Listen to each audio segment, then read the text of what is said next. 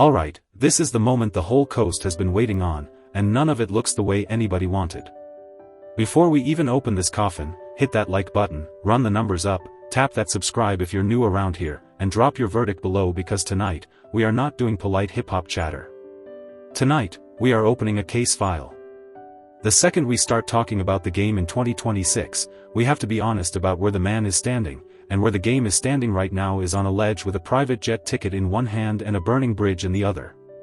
The game just handed the most disrespectful preview of the year to the loudest clown in the media, and the game let Drake put a hook on it, and Stat Quo, the one man who has been trying to be the game's conscience for a decade, looks like he is finally about to walk away from the room.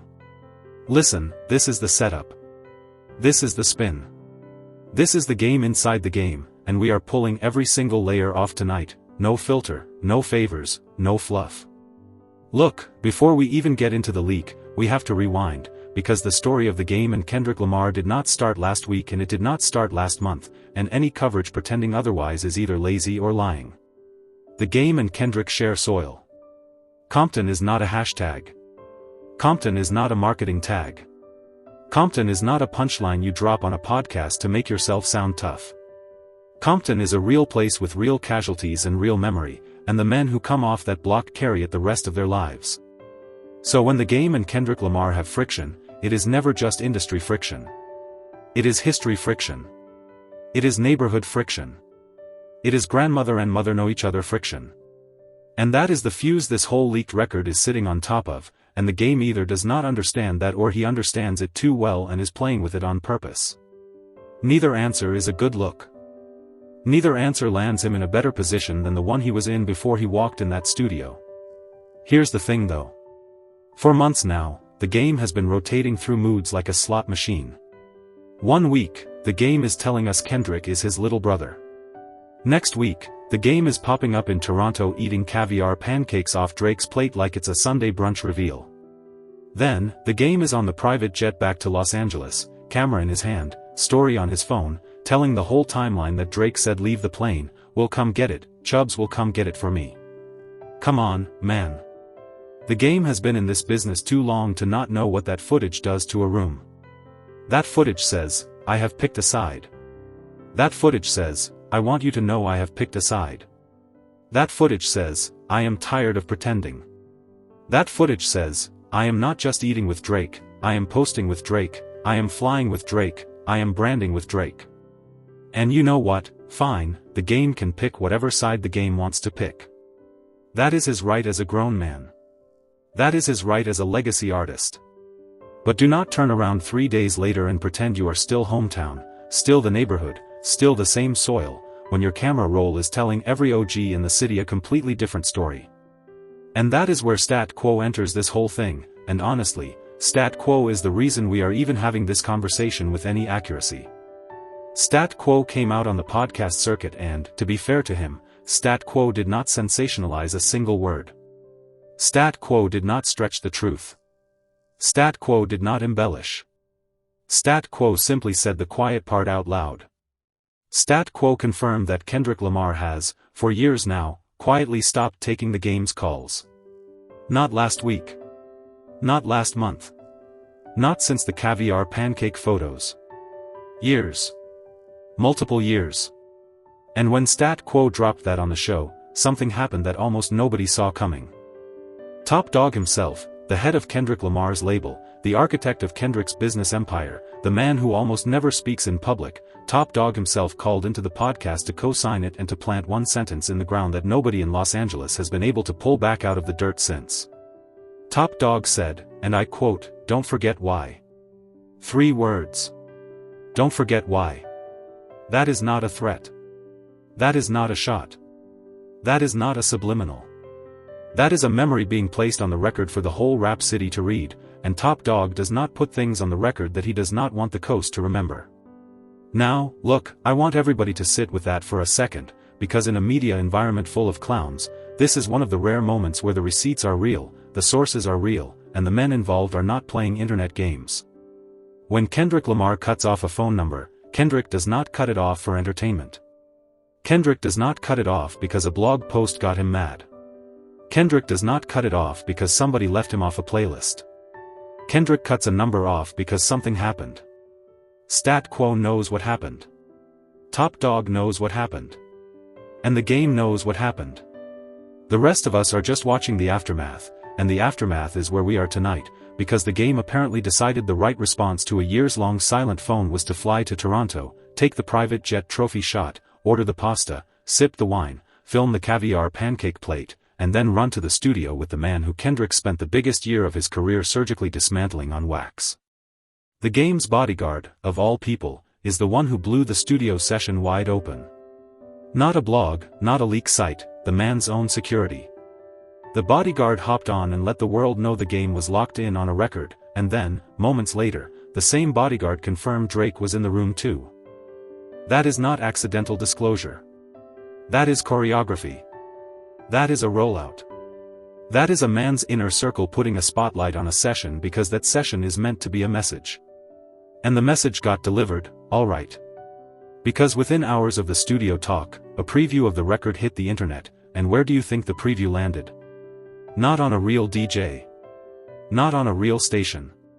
Not on anybody who touches real vinyl. Not on anybody who has ever selected a record for a real crowd in a real room. The game handed the preview to the drive-thru oracle himself, the same media personality who has spent an entire year trying to bait a Kendrick response, the same media personality who has been marketing Iceman like it is a religious text, the same media personality who has been begging for a Compton conflict on air like it is a wrestling storyline he can sell tickets to. Come on, game. Come on. You handed the exclusive to a man who does not spin records and does not respect the coast. That is not a rollout. That is a surrender. And the second the preview dropped, the whole rap internet lit up because the game did not just show up on the song. The game showed up on the song and immediately started tap dancing on the exact soil that made him. The game rapped a line, and I want everybody to hear it clearly, about Drake being his brother and about him and Drake being three Migos of the situation. Three Migos. Between two people. Come on now. Even the punchline is broken. Even the math is broken. But the punchline is not the problem. The soil is the problem, because in the same verse, the game says if he has to pick a side, he's picking homicide, and everybody with ears knows what side of that sentence Kendrick Lamar's shadow is standing on. You do not accidentally write that line. You do not accidentally deliver that line. You do not accidentally clear that line for a preview. Every one of those steps required a decision. Every one of those decisions had a signature on it. And that signature is the game's. Now, look, I actually pressed play on this leak because I am not going to be the guy on the internet reacting to a song I never heard. I ran it back. I ran it back twice. I ran it back 3 times. I tried to reset my palette. I tried to hear it fresh. I tried to hear it like the game was still the same game who put out the documentary, still the same game who could out-rap a room full of specialists, still the same game who could carry a Dre-produced record on his shoulders alone. And I am telling you with a clean conscience, this song is not good. This song is not even game good. This song is not even average game good. This song is not even freestyle game good. And I say that as somebody who has written for the game's catalog for 2 decades. The game is one of the most technically capable rappers alive. That is not a debate. That is documented.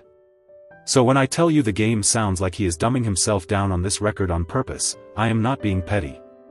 I am being clinical. The game is trying to fake a G and X adjacent bounce. The game is trying to imitate the exact West Coast pocket that Kendrick Lamar rebuilt from scratch, and he is doing it while co-signing the man who tried to kick the door in on that pocket in the first place. There is no world in which that plays clean. There is no bar count that saves that intention. The game got in the booth and did not just make a bad record. The game made a bad record on purpose and let Drake breathe on the hook. And speaking of the hook, let's talk about Drake's contribution to this leak, because Drake said all of 2 words. No breaks. No breaks.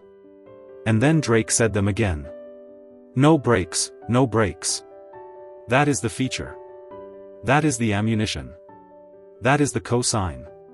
2 words, 4 times, mixed dry as a Los Angeles winter, and I promise you nobody in the OVO room said, hey, maybe let's retrack that. Nobody said, hey, let's put a de-esser on it. Nobody said, hey, this hook sounds like a scratch reference. They shipped it. They shipped it because the whole point of the feature is not the feature. The whole point of the feature is the name in the credits. The game does not need Drake to sing on this record. The game does not need Drake to write on this record. The game does not need Drake to bring melody or bounce or texture to this record. The game needs Drake to be listed on this record, because listed is enough to force the radio conversation, force the blog conversation, force the timeline conversation. This song is a business card, not a song. And that is the tell. That is the game inside the game. Now, let me stack this on the table so everybody sees the shape of it. In one hand, you have the game showing up in Toronto on a private jet paid for by Drake, filming it, posting it, letting the whole industry watch. In the other hand, you have the game's bodyguard tipping off the studio session, tipping off the Drake presence, and letting the internet know the record was cooking. Then you have the game handing the exclusive to the loudest media clown in the country, the one who has been trying to reignite a beef Kendrick already ended. Then you have the game wrapping the line about brotherhood with Drake, the line about picking homicide, the line about the circle getting smaller than a peephole, and delivering it in a G and X style pocket that Kendrick literally invented. And you have Drake on the hook doing the absolute minimum to make sure his name is legally attached to the record without actually contributing a verse. That is not a collaboration. That is a coordinated statement, and the statement is, we are trying to poke Compton. That is the whole thesis. That is the whole play. And once you see it, you cannot unsee it, and once you cannot unsee it, everything the game does from this moment forward is going to look different to you, forever. Here's the thing though. Compton is not going to poke back the way they think it will. Because the second we start talking about Kendrick Lamar's response profile, we need to be really honest. Kendrick Lamar has never in his entire career responded to a poke on somebody else's timeline. Kendrick moves when Kendrick moves. Kendrick does not answer bodyguard leaks. Kendrick does not answer preview snippets. Kendrick does not answer three-word Drake hooks. Kendrick does not answer podcast clip bait. Kendrick does not answer regional radio spins. And Kendrick absolutely does not answer records that are handed to the drive-through oracle for the sake of a blog cycle. So if the game and Drake are sitting in a studio somewhere waiting for Kendrick to spin around and fire back on their schedule, they are going to be sitting there a long, long time. Because the whole point of Kendrick Lamar's silence is that Kendrick Lamar's silence works. The last time Kendrick Lamar broke his silence, Drake spent the following year trying to launder his reputation on international press runs. And now, apparently, the game wants to walk into that same room and try his hand with a preview handed to a man who does not spin records. Look, I have to say this next part carefully, but I have to say it, because everybody in the media is tiptoeing around it, and I am not going to be one more coward voice tiptoeing around it. The reason Kendrick Lamar cut the game off in the first place, if we take Stat Quo's word for it, and I do, is because the game moved funny. That is Stat Quo's language, and I am borrowing it, and I am borrowing it with the full knowledge of what it means when a man from that block says another man moved funny. Stat Quo said Kendrick clocked something in the way the game was moving around the Drake situation years back, and Kendrick did what Kendrick does. Kendrick closed the door quietly, without a diss, without an interview, without a subliminal, without a leak, without a snippet, and just stopped picking up. And ever since that door closed, the game has been pounding on it in public, in interviews, in podcast clips, in freestyles, in Instagram captions, in barbershop conversations that get filmed and posted, and now, in a leaked record with Drake breathing on the hook. That is not the behavior of a man who wants peace. That is the behavior of a man who wants a reaction, and he wants the reaction because the reaction is the marketing plan.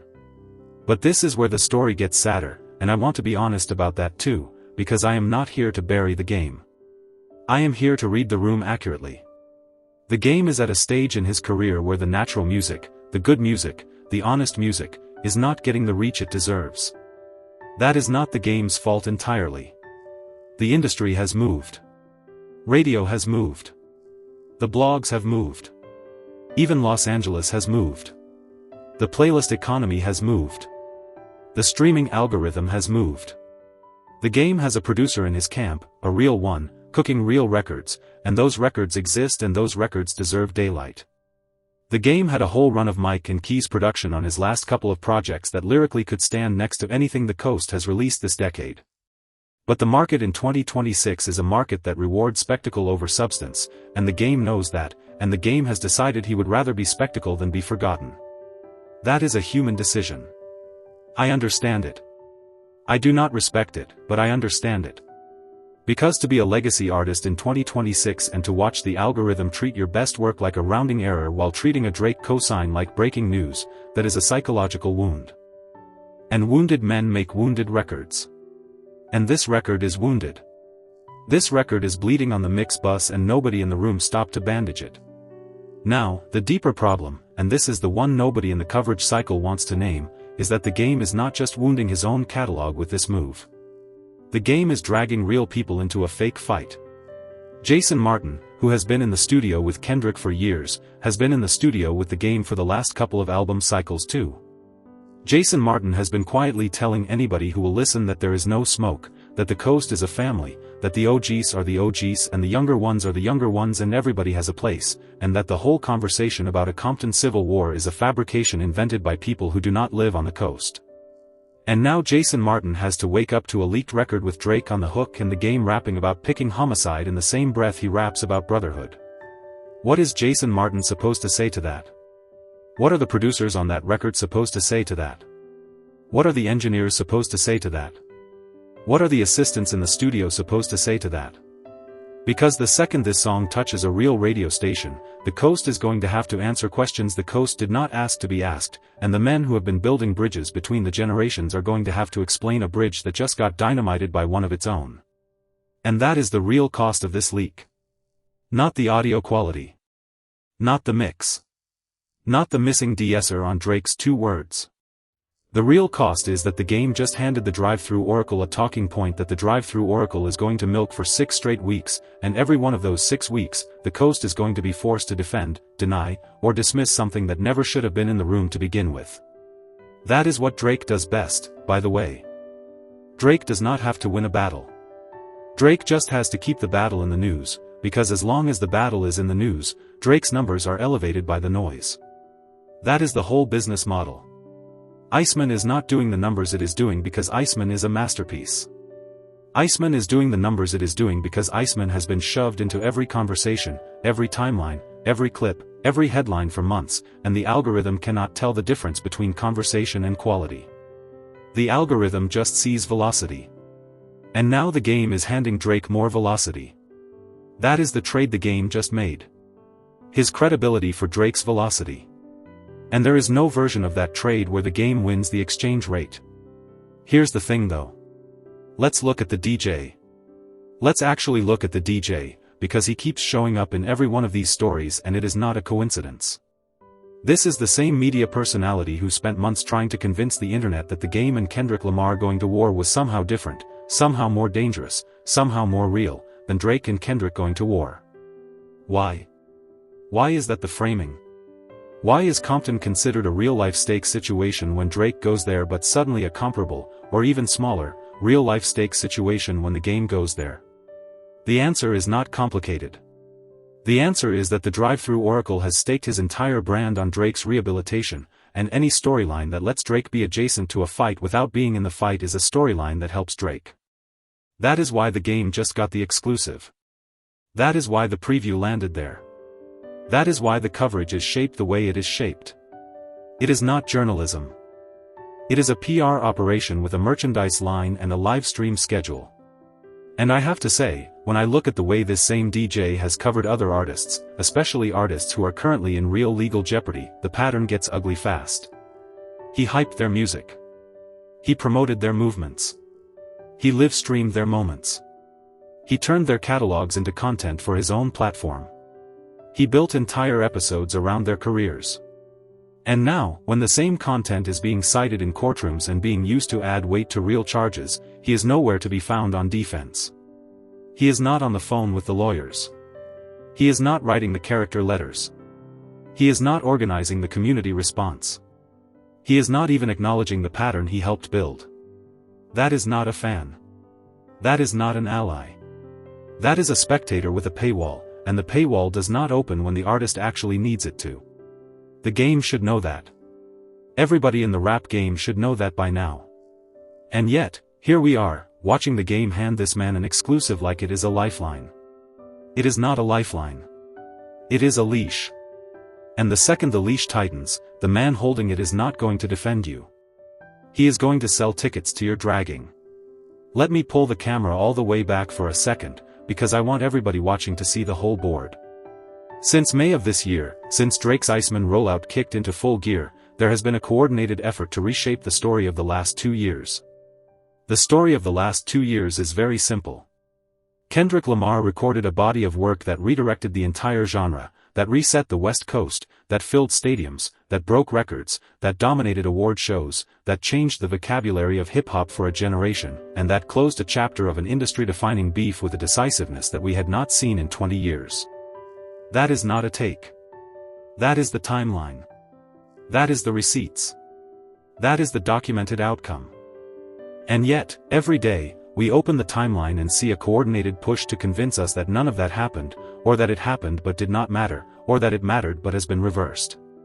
And now, the game, of all people, has volunteered to be a footnote in that push. Not the author. Not the general. A footnote. That is what stings the most about this leak. The game is not even being used as the star of the play. The game is being used as scenery. And a legacy artist should never, ever, ever, agree to be scenery on somebody else's stage. Now, listen, we have to be fair to the game where fairness applies. The game did not invent this dynamic. The game did not create the Drake camp's PR machine. The game did not build the drive-through Oracle's platform. The game is not the reason the algorithm is what it is. The game is not the reason radio has collapsed. The game is not the reason the blogs became content farms. All of that existed before the game walked into that studio. But the game did make a choice. The game chose to walk into that room. The game chose to co-sign the flight. The game chose to co-sign the caviar pancake photos. The game chose to let the bodyguard tip the world. The game chose to hand the preview to the drive-through Oracle. And the game chose to rap a line about picking homicide over a G and X-flavored beat while Drake breathed the hook. Every one of those was a choice. And every one of those choices lands on the game's ledger, not Drake's, not the Oracle's, not anybody else's. You cannot outsource the blame for a decision your name is attached to. And this is where I want to talk directly to Stat Quo for a second, because Stat Quo, if you are watching, and I know somebody in your camp watches this channel, you have been the last honest voice around the game for a long time. You are the reason we know what we know. You are the reason we can talk about this with any accuracy at all. You are the reason Top Dawg called in. You are the reason the timeline of the Kendrick estrangement has been documented publicly instead of whispered privately. And I have to ask, respectfully, how much longer? How much longer can you keep being the voice of reason for a man who keeps sprinting away from reason? Because at some point, being the game's conscience becomes carrying the game's conscience, and Stat Quo, you did not sign up to be a stretcher. You signed up to be a brother. And a brother has to be allowed to say enough. I am not telling you to leave.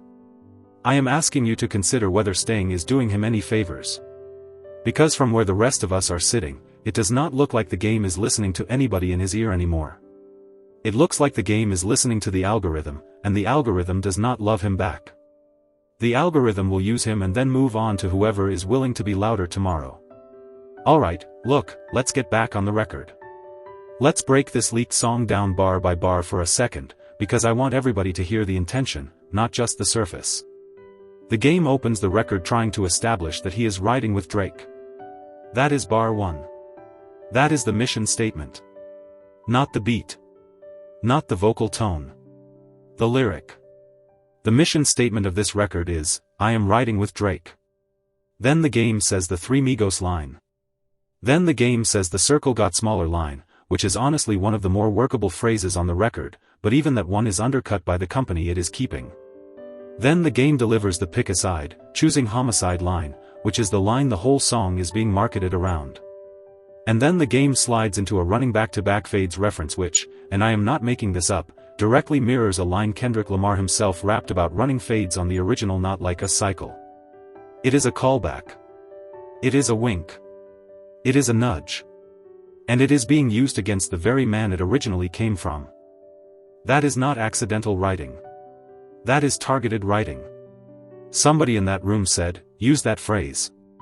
Somebody in that room knew what it would signal. Somebody in that room knew who would hear it and how they would hear it. And somebody in that room said, put Drake on the hook so the callback lands with maximum weight. That is the anatomy of this leak. It is not a song. It is a signal. Now, here is what I keep coming back to. Kendrick Lamar is not going to answer this. I want to say that plainly, because I know the comments section is about to be full of predictions. Kendrick Lamar is not going to answer this. Kendrick Lamar has a body of work that answered questions this record has not even learned how to ask yet.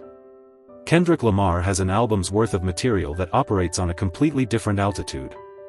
Kendrick Lamar has stadium tours booked, business ventures spinning, a family, a label, a legacy, and a reputation for surgical silence. Kendrick Lamar does not have to grab a microphone every time a former ally decides to audition for the villain role. And this is the part the game either forgot or is choosing to ignore. Silence from Kendrick Lamar is not weakness. Silence from Kendrick Lamar is the loudest response in modern rap. Every day Kendrick Lamar does not respond to this leak, the leak ages. Every week Kendrick Lamar does not respond to this leak, the leak decays. Every month Kendrick Lamar does not respond, the leak becomes a punchline. Every quarter Kendrick Lamar does not respond, the leak becomes trivia. And the game, of all people, should know how brutal that particular dynamic is, because the game watched it happen to Drake in real time 2 years ago, from a front row seat, with a program in his lap and a producer credit on the wall. Look, let's talk about the mix for 1 second, because it matters. The vocals on Drake's 2-word contribution are dry. There is no de-esser on the S sounds. The word breaks is landing with a hard sibilant that is going to fatigue any listener within 2 spins. Whoever mixed this preview, and I do not know if it was an OVO engineer or an outside contractor, but whoever mixed it did not sit with it long enough. Which tells me one of 2 things.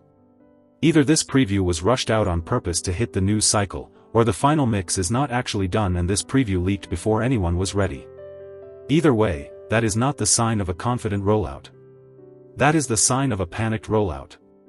And you do not panic roll out a record you are proud of. You panic roll out a record you are trying to force into a conversation before the conversation moves on without you. That is the tell. Right there. That is the biggest tell of the whole leak.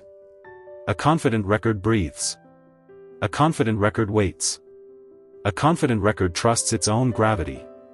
A panicked record sprints for the microphone and hands the preview to the loudest broadcaster in the room before the ink has dried on the session sheet. Alright, so where does that leave us? Where does the game go from here? Where does Kendrick Lamar go from here? Where does Stat Quo go from here? Where does Jason Martin go from here? Where does the Coast go from here? Let me give you my honest read, and then I want to hear yours. My honest read is this. The game is going to release the full song. It is going to underperform its hype. Radio is going to play it regionally.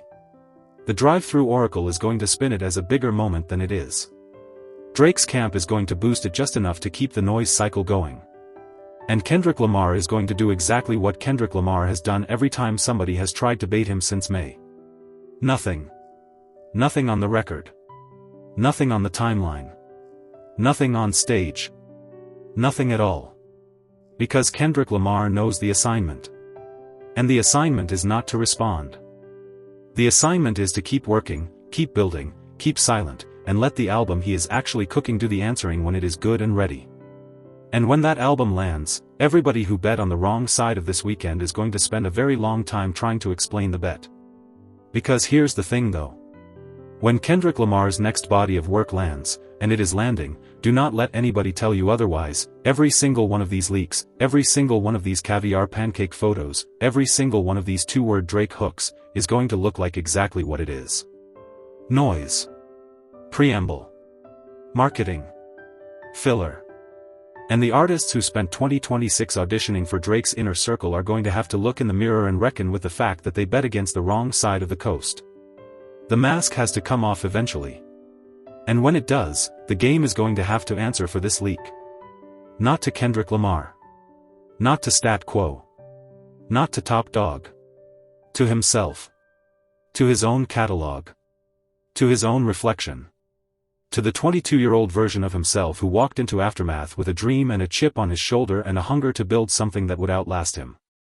Because you cannot spend 2 decades building a legacy on real Compton stories and then hand the summary of your career over to a Toronto private jet in one weekend.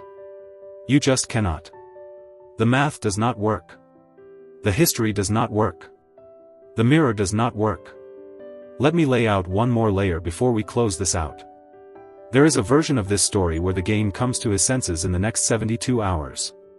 There is a version where the game deletes the preview, walks the record back, calls Stat Quo, calls Jason Martin, calls Top Dawg through the appropriate channels, and quietly does what men from that block have always done when they realize they misstepped. That version exists. It is still on the table right now. But every hour that passes without that reset, the door closes a little more. Every hour Drake fans quote the pick-a-side line, the door closes. Every hour the drive-through Oracle runs a new segment, the door closes. And once that door is closed, it is closed. This is not a business where doors reopen easily. I want to say something to the game directly, if you are watching, and I would not be surprised if somebody in your camp does eventually see this. You do not need this.